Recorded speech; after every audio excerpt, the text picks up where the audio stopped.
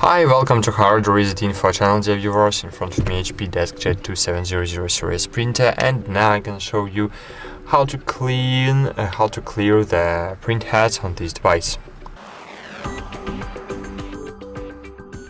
To do it, you need to open the empty web server, then click Tools, then click Utilities, choose Printer Quality Toolbox, and here click